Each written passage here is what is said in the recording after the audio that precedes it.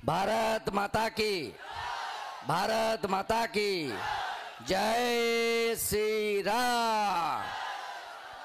रामनवमी হচ্ছে তো ভালো করে? চারিদিকে ধ্বজ আর ধ্বজ। 500 বছরের স্বপ্ন পূরণ হয়েছে তো 22শে জানুয়ারি। আমরা কেউ ভেবেছিলাম আমাদের জীবদ্দশায় আমরা দেখে যেতে পারবো? কার জন্য সম্ভব হয়েছে? তাহলে এইবার এইবার এইবার তা মোদিজিকে তৃতীয়বারের জন্য প্রধানমন্ত্রী করার লক্ষ্যে আপনারা আমরা সবাই মিলে এই ব্যাপক প্রচার অভিযানে নেমেছি। গণতন্ত্রের যে মহোৎসব আসছে, প্রথম দফার নির্বাচন 19 এপ্রিল থেকে শেষ দফার নির্বাচন 1 জুন পর্যন্ত আমরা এই কাজটা করব। আমি শুধু আপনাদেরকে নয়, আমার রাজবংশী মতুয়া জনজাতি বাঙালি অবাঙালি শুধু নয়, দেখুন আজকে যারা সংখ্যালঘু বা মুসলিম সম্প্রদায়ের, তাদের আজকে মানে ঈদ প্রায় আসন্ন, তারাও এখানে টুপি পরে সবাই এসছে।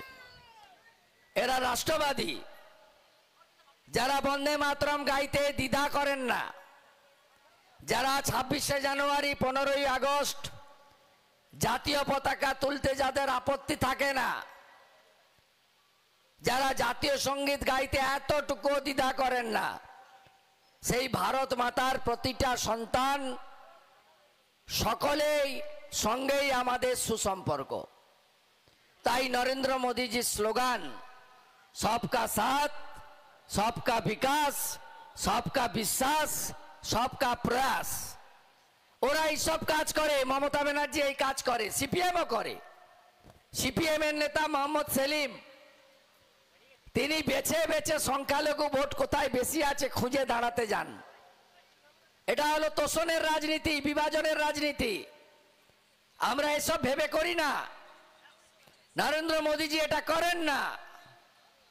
আমরা একমাত্র বিকাশবাদকে সমর্থন করি, পরিবারবাদ, দুর্নীতি, তোষণ এর বিরোধিতা নরেন্দ্র মোদীজি করে। আর আমরা যারা নরেন্দ্র মোদীজির পরিবারের সদস্য, আমরা এটাকে সমর্থন করি। আমি ধন্যবাদ জানাবো আমার রাজগঞ্জ বিধানসভার যারা মন্ডল প্রেসিডেন্ট আছেন, অর্জুন মন্ডল, সুশান্ত রায়, হরি মন্ডলকে, এই বিধানসভার যিনি কনভেনার মান্যবর দিলীপ চৌধুরী মহোদয়কে, পঞ্চায়েত সমিতির অপোজিশন লিডার মাননীয় নিতাই মন্ডলকে। আগে তো কেউ জানতোই না অপোজিশন লিডার কাকে বলে। 11 সালে সিপিএম এর সূর্য মিশ্র ছিল, কেউ জানতে পারেনি 5 বছর ধরে এটা অপোজিশন না সেটিং পজিশন। 16 সালে কংগ্রেসের অপোজিশন ছিল, কেউ জানতেই পারেনি যে অপোজিশন বলে কিছু আছে। আর এখন বিজেপি আছে তো অপোজিশনে, বুঝতে পারছেন? আপনারা বুঝতে পারুন না না পারুন, পিসিমণি বুঝতে পারছে যে বিরোধী দল কাকে বলে। আমরা পিসিমণিকে বুঝিয়ে দিয়েছি। তাই আমাদের এখানকার অপোজিশন লিডার নিতাই মন্ডল, তাকে প্রতিনিয়ত শুধু তোলামূলের সঙ্গে লড়তে হচ্ছে না, তাকে পুলিশের সঙ্গে লড়তে হচ্ছে, বিডিওর সঙ্গে লড়তে হচ্ছে, প্রশাসনের সঙ্গে লড়তে হচ্ছে, প্রতিটা ইঞ্চিতে তাকে লড়াই করতে হচ্ছে। আমাদের লোকসভার কনভেনার মান্যবর নেতা শ্যামল রায়, মান্যবর জেলার সভাপতি লড়াকু নেতা, যিনি 4 তারিখের পরে কি হবে সব বলছিলেন, হয়তো তাই হবে। তো আমি বলবো সেটা আপনারা করবেন না, একটু পরে করবেন। রাজ্য সরকারটা গঠন করতে হবে। একটু ডেফার করবেন, 6-8 মাস লাগবে, উল্টে আমরা দেবই। এমনিতে ধোঁয়া বের করে দিয়েছি, ধোঁয়া বেরিয়ে গেছে। দেখছেন না ফাঁকা মাঠে বক্তৃতা করছে মমতা ব্যানার্জি, পাড়ায় পাড়ায় ঘুরেছে আলিপুরদুয়ার, কোচবিহার, জলপাইগুড়িতে, লোকজন নাই, শুধু খালি চেয়ার। কারণ এখন পাট্টা দেওয়ার সুযোগ নাই, নির্বাচন বিধি, সাইকেল বিতরণের সুযোগ নাই, সবুজ সাথীর বাচ্চাগুলোকে এনে স্কুল কলেজের সামনে বসিয়ে রাখার সুযোগ নাই, পচা বিরিয়ানি খাওয়ানোর সুযোগ নাই, তাই লোকও নাই। পিসিমণি তাই এপাং ওপাং ঝপাং, আমরা সবাই ড্যাং ড্যাং করছেন। আমাদের রাজ্যের সাধারণ সম্পাদক, উত্তরবঙ্গের আমাদের ইনচার্জ, ফালাকাটার বিধায়ক, রাজবংশীদের তরুণ নেতা, প্রধান শিক্ষক মান্যবর দীপক বর্মন, জনজাতিদের নেতা বিধায়ক আমাদের নেতা দুর্গা মুর্মু, শিক্ষক তরুণ রাজবংশী নেতা বিধায়ক আমার সহকর্মী আনন্দময় বর্মন, এবং আমাদের সকলের দিদি শিখা চ্যাটার্জি। বিধানসভায় এত সুন্দর বলেন, ফাইটার দিদি।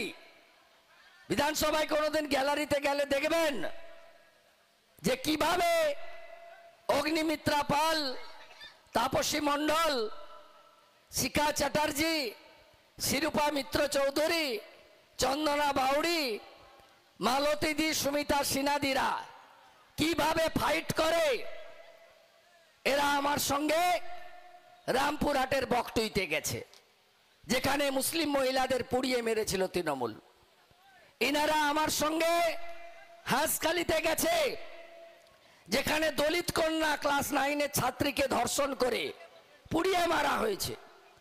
এরা আমার সঙ্গে কালিয়াগঞ্জে গেছে, ক্লাস 12-এর রাজবংশী মেয়েকে মেরে পুকুরে ধর্ষণ করে ফেলে দিয়ে যাওয়া হয়েছে। ইনারা সবাই একসঙ্গে অগ্নিমিত্রা পালের নেতৃত্বে মাটি বাড়াতে গেছে, যেখানে একজন নেপালি পরিবারের ছাত্রী, তাকে নৃশংসভাবে স্কুল ছাত্রীকে ধর্ষণ করে খুন করা হয়েছে।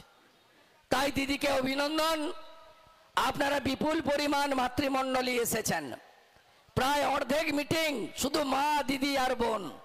না জাগিলে ললনা, এ বিশ্ব জাগে না। আমাদের প্রধানমন্ত্রী যেদিন রেখা পাত্র মহোদয়াকে ফোন করেন, আপনারা পরে শুনেছেন তো কি বলছিলেন?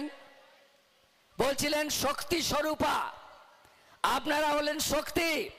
আমরা কেউ ভারতকে পিতা বলি না, আমরা ভারতকে মাতা বলি। আর এই মাতা ভগিনীরা পশ্চিম বাংলায় তথাকথিত মহিলা মুখ্যমন্ত্রীর আমলে সবচেয়ে অসুরক্ষিত। আপনাদের উপর প্রতিদিন অত্যাচার হয়। গত 3 বছরে যা হয়েছে সে তো ইতিহাস।